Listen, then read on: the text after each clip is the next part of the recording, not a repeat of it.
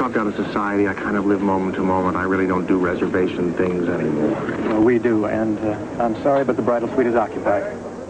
Comic actor Albert Brooks having a tough time with Julie Haggerty. Yuppies on the run from jobs in the straight world in Lost in America, one of 4 new films we'll be reviewing this weekend at the movies, the movie review program. I'm Gene Siskel, film critic of the Chicago Tribune. And I'm Roger Ebert, film critic of the Chicago Sun-Times. In addition to Lost in America, we'll also be reviewing Lust in the Dust, the new comedy that reunites the talents of Tab Hunter and Divine. Also, John Cassavetes befriends a homeless orphan in Marvin and Tige. But first, Gene starts with the story of a man who is fed up and he isn't going to take it anymore. Into the Night is a film that's all chase and no substance, running some very appealing actors through ridiculous situations that don't quite seem to hang together. Jeff Goldblum, who played that wonderful People magazine reporter in The Big Chill, stars as an unhappy husband. His wife is cheating on him, and so he reluctantly drives into the night, seeking a little adventure, and he finds it when he parks his car at an airport parking lot and is witness to a crime.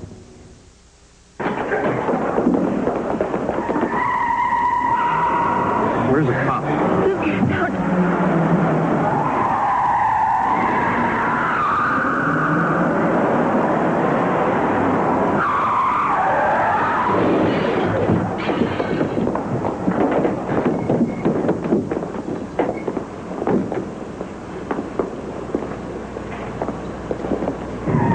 Here we go. Hey! It's okay. Calm down. Officer? What? This woman was attacked. It happened on... Get me out of here now. It's all right. It's all over. What happened? It's all over. They must still be inside. There were, I think, 2 of them. One of them jumped on my hood. There was all of a sudden a big face. I didn't get a really good look. Nothing happened. What? Now, we spend a lot of time in this picture wondering why that young woman, Michelle Pfeiffer from Scarface, is under attack. Finally, she tells Jeff Goldblum, and that's why. They killed him. Killed who? Hossie. Hossie? In the parking lot. I was with him. He was waiting for me. The stones were his. We have to get the police. No, I can't. I smuggled them in. What stones? 6 perfect emeralds. They're priceless. They killed this guy for 6 emeralds. How'd you get involved in all this? The stones are from the scepter of an ancient Persian king. Remember when the Shah fell and then they fled Iran? The treasury was looted. Somebody got away with a good part of the crown jewels. Well, Hossie was somebody's cousin. He was going to give me $25,000. So I went to Zurich. I went to a vault. Everything went fine. He met me at the airport. Who killed Hossie? They want the stones. If I lose the stones, oh, I'm dead for sure. The police can't help me. I'm one of the bad guys. Now, that's a nice scene, because that sounds like it might be a good scene for a thriller, but this film also wants to be some kind of comedy and a wild chase picture, and it just doesn't mesh up together. I thought it took much too long also to get to that explanatory scene, and when it came, I didn't care. Michelle Pfeiffer there, physically attractive, and so we do watch her, and maybe if she and Jeff Goldblum had more of a relationship together in this picture, I would have cared more about the both of them. But instead, after that scene, the chases continue. It introduces a lot of characters that really keep us at a distance from the central story, which should be the 2 of them on the run. Into the Night was directed by John Landis, did the Blues Brothers. A number of his filmmaker friends appear in cameo parts in this picture, but that doesn't distract us from the essential problem of this movie, a chase picture in which we really don't give a hoot after a while what happens. We really don't, because what we're looking at is Hollywood technology. We're looking at car chases, and we're looking at 4 guys running around like the 4 Stooges, pretending to be bad guys and holding guns and looking ridiculous. And we're looking at a plot that is absolutely right off the assembly line. At the beginning of this movie, I was interested. Jeff Goldblum, his character interested me. He's unhappily married. Right. He goes to work. He works in this little cubicle where he has a boring job that he doesn't like, and he doesn't care about what happens to his work when he goes home at the end of the day. And then, because of this angst that's building inside of him, he decides one night to get in his car and drive to the airport. At that point, a lot of interesting things could have happened to him, Exactly. and the least interesting is what that he would happened. find himself in a John Landis thriller. Yeah. The other thing that bothered me, I think, was the fact that if you just do stunts and you throw in directors and little cult directors, you'll see from David Cronenberg from and Paul Scanner, Mazursky and Paul Bartel. You know, you see him standing there. Bartel is standing as at the Beverly Wilshire Hotel, and he's one of the doormen there. And it's stiff, and you're wondering, I think the average person is wondering, now, why is that person standing there so stiffly? Well, that's supposed to be so some film nut gets it, and gets what? Yeah. That he hired him to do this? What does that do for the action of the movie? Michael Todd exhausted the possibilities of cameo roles in Around the World in 80 Days, and nobody's improved on him since, and nobody should try. And he was using Frank Sinatra rather than Paul Bartel. Right. Next is the movies. Another movie about a guy who gets in a car and drives out into the night. Albert Brooks in Lost in America. Only those in this house who understand nest egg may use it, and don't use any part of it either. Don't use nest, don't use egg. If you're out in the forest, you can point. The bird lives in a round stick. And you have things over easy with toast. He is named Lost in America, and it's another wonderful effort by Albert Brooks, who co-wrote it, who directed it, who stars in it, and who succeeds in making the definitive bittersweet comedy about two yuppies who want to get away from it all. The movie starts with Brooks as a $100,000 a year advertising man and his wife as an executive at the Broadway department store, and they're moving into a new house. They're shopping for a new Mercedes. They're in the career escalator, and it's going up, up, up until Brooks finds out that he is not going to be promoted to senior vice president. So he gets in a fight, he quits his job, or is fired, depending on who you listen to, and this is the scene where he breaks the news to his wife. Quit. What? Quit your job. Oh, I quit my job. I did. You do it. You quit your job? Well, I didn't really quit, but I got fired, but it was the same thing. Linda, you were right. No more responsible David. I'm free. I was responsibly blind, honey. I was a dead man. Well, I would have never used that word if I knew you were going to take it so literally. I didn't mean anything by it. I'm giving you credit for saving my life. It was just a word. I was on the road to nowhere. Do you know the road? No. It's a nowhere road. It goes nowhere. You're on it. You don't know it? No. It's a nowhere road. It just goes around in a circle. It's the carrot on the stick and the watch when you're 70. Who was made senior vice president? I don't care anymore about school senior vice president and vice president. I'm sick of being programmed like a stupid robot. Phil Shabano. Why? Phil Shabano. I don't know why the underqualified son of a... I'll tell you why, because life isn't fair. But you know what'll happen? It'll balance out. He'll buy that boat I've had to look at in that stupid catalog for 3 years, and he'll crash in Catalina and die, and seals will eat him. Come on, And seals will eat it.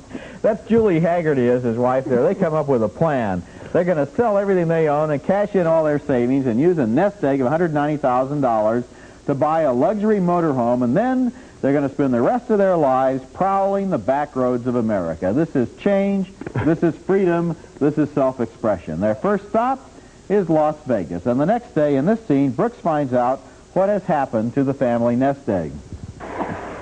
What happened? Well, at 2:30 this morning, this man said I was up $100,000. $100,000? Where the hell did you start gambling that kind of money? But it was more chips than I've ever seen in my whole life. They were all over the place. You wouldn't have believed it. Well, you had no chips when I came downstairs. But I can get them back. Oh, stop it. Now, the cash that we had with us in the room, you took that?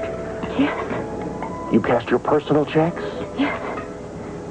You didn't touch the traveler's checks? Yes. No. Yes. The core of the nest egg. Yeah. How much is left of the nest egg?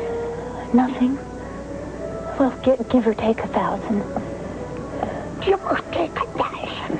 Yeah. Oh, God, I can't Sweetheart, believe listen.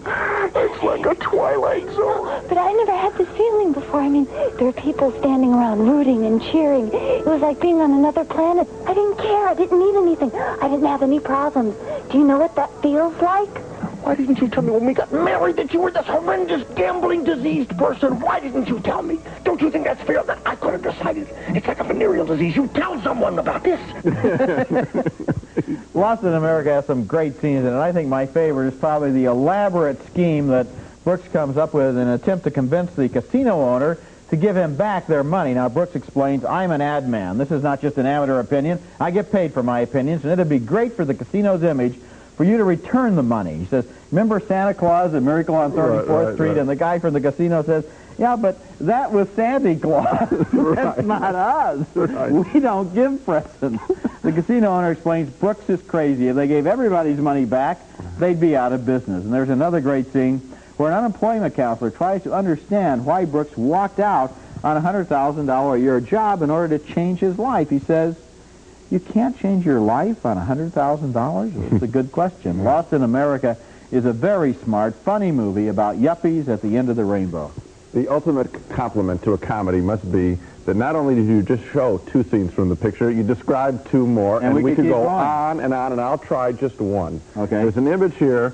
He's talking about he wants to be free like Easy Rider, okay, like the movie Easy Rider. And this film really mirrors what's happened to a lot of young people since 69. This is my turn. Now, wait a second. They saw Easy Rider, and now here they are today, right. And so we see a scene when they go on the road. Remember Dennis Hopper and Peter Fonda threw away their watches? Well, these people go on the road, not in motorcycles, but in a Winnebago van, and they run the same song in this movie, Born to Be Wild, and we see that Winnebago van with that stupid W on the van. I mean, I suppose that's the appropriate letter, but anyway, it looks so dumb in this song.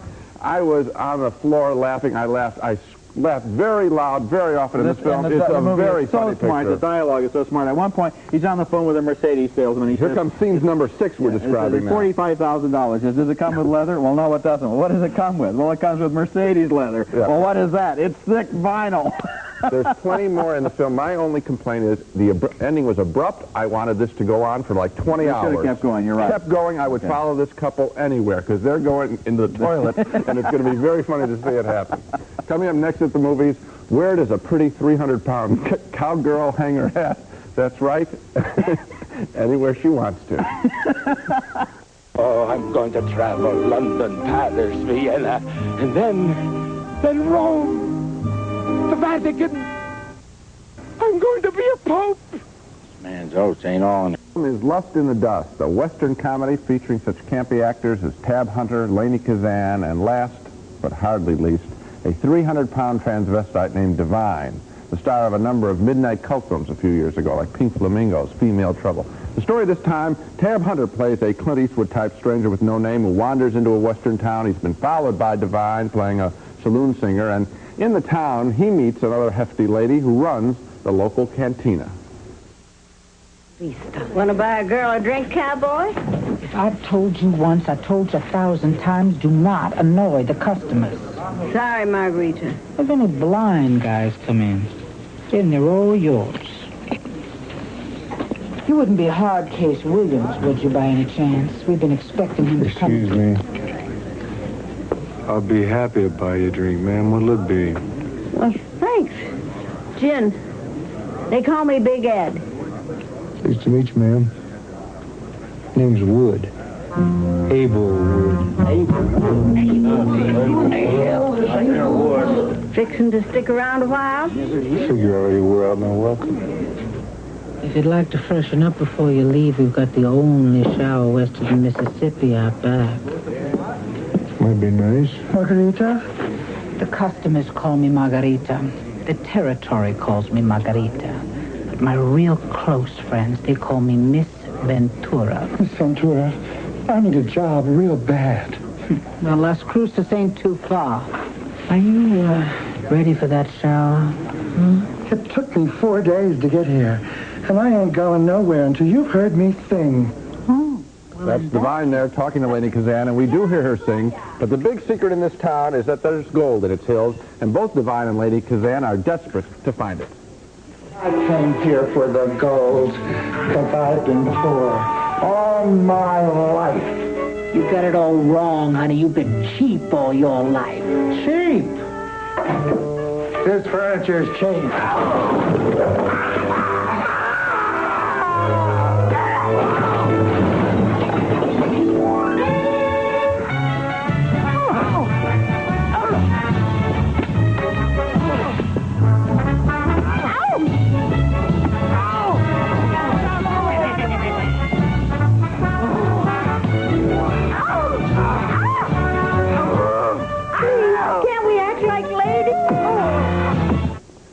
Now, Lust in the Dust has a few big laughs. You didn't see a single one. Most of them come when Divine is on the screen. She's such a funny parody of a big actress, sort of a foul-mouthed Mae West, that we can't really help but laugh at her every time we see her. But there's not much else to this movie. They don't do anything with Divine. She's there, she's funny, nothing else happens. There isn't much of a script at all. Tab Hunter has surprisingly few scenes. He looks great, but he does nothing in this picture, and he helped produce it. He should have given himself a bigger role. I went into Lust in the Dust really hoping for a very funny Western parody. I came out thinking, not about it, but thinking about Mel Brooks's Blazing Saddles a decade ago, and just how funny a Western parody it was. Yeah, I'm afraid that any Western comedy is going to be compared with Blazing Saddles, and very few are going to measure up to it, and this one doesn't. The one thing that I would add is that Lainie Kazan, who is good in this movie and who was also very good in My Favorite Year, reminds us once again there is a talent there, a new personality, not the Lainie Kazan from 20 years ago, but somebody new who can really be used, I think, maybe in a TV sitcom or something. But I'll tell you this. Seeing her roll around the floor with Divine in what it amounts to a quarter... once-in-a-lifetime opportunity. A quarter ton of a cat fight is what we're seeing here. I mean, that isn't using anybody very well. And I was really disappointed because I think the audience for this film, sort of the cult audience, is primed for this. I think they're going to want to laugh, and I don't think they're going to laugh. It's not quite as good as you might hope it'd be. Next at the movies, John Cassavetes as a bum who tries to help a street kid. So who lives here? Richard Davis and his family.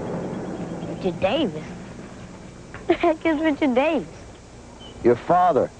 Named Marvin and Tige, and it's a movie that got trapped by the headlines, I'm afraid. It was made in 1982, but it's only now being released for some pretty obvious reasons. This movie takes place in Atlanta, Georgia, and it's about a little black kid whose mother dies, and the kid is living on the streets when a middle-aged white bum starts to worry about him and brings him home to live. Well, that's a heartwarming story, but the Atlanta child murder started about the time this movie was finished, and the whole city was looking for middle-aged bums trying to pick up little black kids. So this movie was shelved for 4 years, needless to say. Here's a scene from midway in the movie where two characters, Marvin and Tige, are having a fight. Now, you want to end up like your mother? No education, no hope for the future. You keep on going just the way you're going. Is that your answer to everything, just to walk away? And who says I won't die tonight first, just like my mom? And who says you won't live to be 100? Now, wait a minute. What are you going to have to show for all those years? You need a wife. You need a home. You need kids. You need a family. You need a job. And you can make all that happen if you want to. Look who's talking. You've been through yourself and what you got to show for it. Huh? A dog, a liquor bottle, and bad breath. Man, all that work you've been through. And you ain't got a damn thing. But I guess this what the world needs, some more well-educated drunks. Apologize. For what? It's all true, ain't it? You don't insult people. You respect others, and they respect you. That's John Cassavetes as Marvin, and Tige is played by the very talented young actor Javon Brown, who has a natural presence on the screen. He's good. Marvin and Tige has a lot of scenes that work very well, and some other scenes that sink into hopeless sentimentality, and a few scenes, I'm afraid, that simply cannot be believed on any realistic level. But the basic problem of this movie is more unfortunate than that.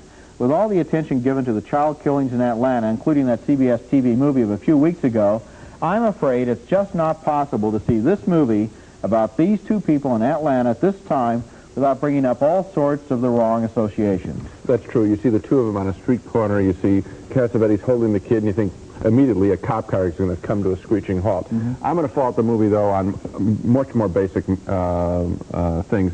For example, think about it. What is this film really saying? What hope does this offer, really?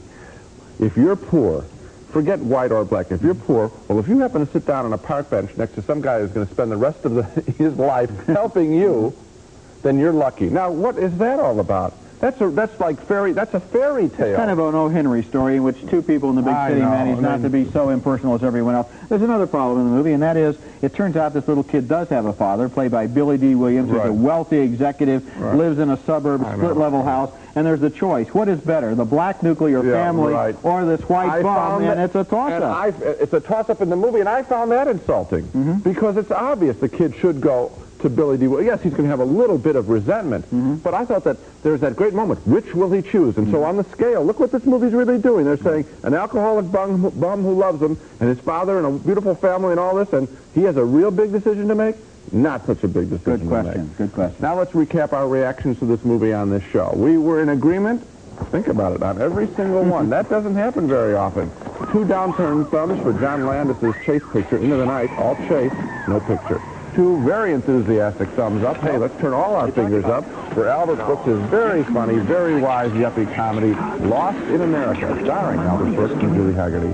And 2 disappointed reactions to the Western parody, Lust in the Dust, featuring Tab Hunter, Lady Kazan, and Divine. A few laughs, but not a fully sustained movie. And finally, as you just heard, 2 negative reactions to Marvin and Tige, the well-meaning child adoption movie with John Cassavetes. Too well-meaning, really, to be believed. So Lost in America. This is going to be one of those movies that people quote the dialogue to each other just as we were doing, and anybody who can write dialogue like that and make us laugh deserves... We mentioned last week Woody Allen is one of the few American directors trying to do things that are fresh and exciting. Albert Brooks. Albert Brooks is another one. That's it for this week. Next week at the movies, reviews of more new movies, including Melissa Gilbert from The Little House on the Prairie and a movie about a horse named Sylvester Stallone. And The Aviator with Christopher Reeve as a wounded pilot and Rosanna Arquette nursing him back to health. And that's next week. Until then, we'll see you at the movies.